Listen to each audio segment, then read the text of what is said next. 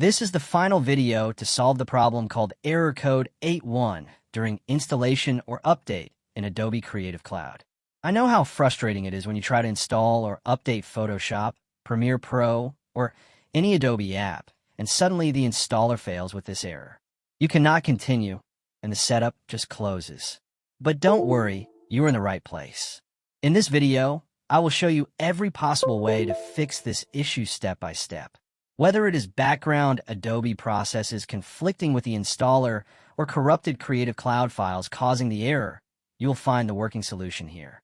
Watch this video till the end, because if one method does not work for you, the next one surely will. By the end of this video, you'll be able to install or update your Adobe apps without seeing error code 81 again.